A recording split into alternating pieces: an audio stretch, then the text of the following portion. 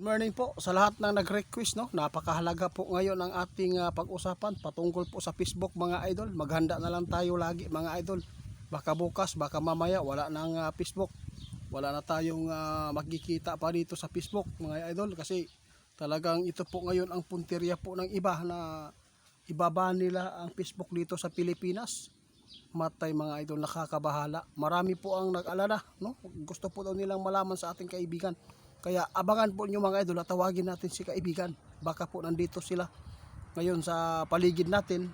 Baka marinig nila ang mga hinanaing natin para matanong natin at makapaghanda tayo. Ito lang masabi ko, mga idol. Lagi po tayo maghanda dahil hindi po tayo ang naghawak po dito, no? Kasi alam naman po ninyo na yung ibang tao may mga pasya talaga na hindi maganda. Maraming nagpaabot sa atin kung makakatulong ba talaga daw ito. Kaya itanong daw natin kay kaibigan kung makakatulong po ba talaga ito na mabawasan po ang krimen ng mga kabataan. Pero tandaan ninyo, mga idol, ang dapat po natin na ipaabot sana sa kinauukulan ngayon, no, yung namiminunod dito sa atin, na dapat ibaba nila yung mga bastos na mga content, yung nakapagbigay po ng impluwensya na hindi maganda sa kabataan, di ba? Yung mga content po na masama, yun po dapat na hindi po agad sana madidetect agad sana ni Mita, na hindi agad mapanood ng iba, no? Yun po sana ang isipin ng mga gustong ibaan po ang Mita. Pero wala man tayong magawa, mga idol. Gusto kong tawagin si kaibigan dito para malaman ninyo kung mababaan na ba talaga ang Mita o yung Facebook. Wala na ba talaga Facebook? Mas lalo sigurong malilin lang tayo, mga idol, dahil hindi na tayo maka ng balita sa nangyayari sa Malacanang, di ba? Kung ano po ang mga nangyayari doon sa Senado. Mas lalong marami po maiisahan kapag wala ng social media dito sa Facebook. Kaya kaibigan, linyo hintay lang, mga idol, linyo kaibigan, kinakailangan ko po ang presensya po ninyo dito ngayon, kaibigan. Uy, salamat, dumating ka. Good morning po, kaibigan. Napakahalaga po ang aming katanungan sa inyo patungkol po sa Facebook. Ano po ba talaga ang nakikita po nyo dito? Talaga bang bababaan na ba? Wala na ba talagang Facebook na mangyayari bukas o sa ngayon? Uy guys, may impormasyon si kaibigan, ha. Sabi ng ating kaibigan, ito, huwag lang kayo magpapanik. Lahat ng bagay paghandaan ninyo, sabi ng ating kaibigan. Pero bakit, kaibigan, paghandaan namin, totoo po ba talaga na mababaan po talaga yung Facebook? Hindi na kami makapag-Facebook? Uy, wala pa siyang nakita, mga idol, na mababaan na talaga ang Facebook. Kasi napakarami din pong may mga tungkulin dito sa ating bansa na talagang doon lahat ng mga kanilang gustong ipaabot, no, na-upload po doon sa social media, mga idol. Talagang nakikinabang din talaga sila sa Facebook. Kaya hindi po natin pwedeng magpanik ngayon dahil posible pa itong maagapan, mga idol, no. Wala pang balita si kaibigan na ang Facebook daw dito sa Pilipinas ay ibaban na ng tuluyan.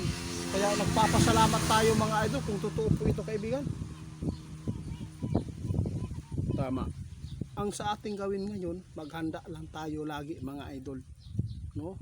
Kung mawala man ang Facebook, huwag lang kayo mag-alala, kasi ang YouTube, walang problema ang YouTube, mga idol. Hindi naman po yan na yung YouTube, no, na isali dito. Ang Facebook lamang, kasi ang Facebook, kahit ano po mga kabastusan po doon na mga content ay napapalabas agad, no. Yun po ang hindi maganda. O gusto po namin itanong kung makakatulong po ba ito sa mga kabataan kung mawala yung Facebook? Makakatulong po ba ito na mababawasan po ang mga krimen? Mga idol, ito na sinabi ni ninyo, hindi yan, mga idol, hindi yan makatulong at hindi yan talaga ang solusyon. Alam po ba ninyo ang solusyon? Pakinggan ninyo, kaibigan. Tama ka. Oo. Naalala po ba ninyo nung si Tatay Dico ang namuno, mga idol? Mayroon bang incident? Shooting incident? Wala. Mga kabata, wala. Dahil takot sila sa batas ni Tatay Digong noon. Ngayon, si BBM na, sobrang luwag, lalo na yung batas ni Kiko, no? Ang mga kabataan, alam po ba yung mga idol, ang kabataan ngayon, iba na, madaling mag-mature. Kaya dapat po, ang batas po, ang dapat na pahigpitan. Sobrang luwag lang po para sa kabataan, kaya hindi sila takot kasi hindi sila nakukulong kapag nakagawa ng mga krimen. Kaya tandaan po ninyo, hindi solusyon, sabi ng ating kaibigan, na iwala ang Facebook. Marami pong mga masagasaan dito na naghahanap buhay, mga idol, ng marangal. Ang mga content po ng mga content creator dito na mga bastos, dapat yun po ang dapat ibabaan, hindi po yung lahat-lahatin na lang na marangal po ang gusto nila. Kaya tandaan ninyo, mga idol, wala pang balita si kaibigan na ang Facebook tuluyan ng mawala. Hindi, wala. Kaya hindi tayo pwede magpanik. Kaya pasalamat tayo, mga idol, ay si kaibigan talaga nagsasabi, mas lalo tayo malilin lang kung walang Facebook. Oo, kasi doon tayo nakabase agad sa Facebook. Pag-isip natin Facebook, kung ano po ang balita na nangyayari sa Senado, di ba? Alam po natin ang nangyayari sa mundo.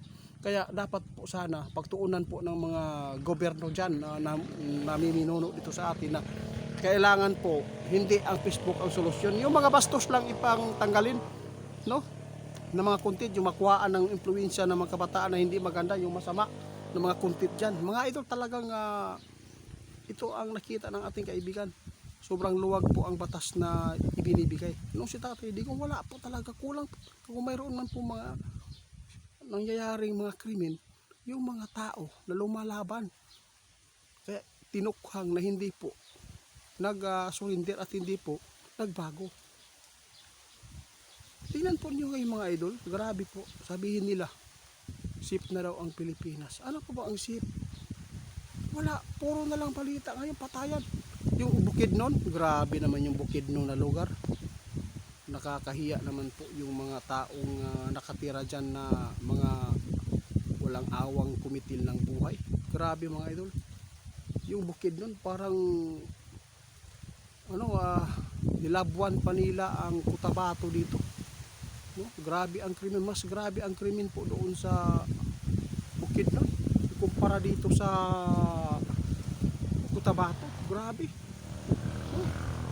sobra daming mga kriminal nakatira doon, mga idol. Grabe po, makikita ninyo, puro yung mga magsasaka wala nang buhay nang makita. Nakakaawa. Kaya tandaan natin, mga idol, huwag kayong magpapanik. Lahat ng bagay sa mundo, paghandaan po nating lahat. Pero huwag lang kayong mag-alala. Alam ko marami pong nag-alala ngayon na mawala ang Facebook sa Pilipinas. Huwag kayong mag-alala. Mayroon pang YouTube, mga idol. Mayroon pang YouTube.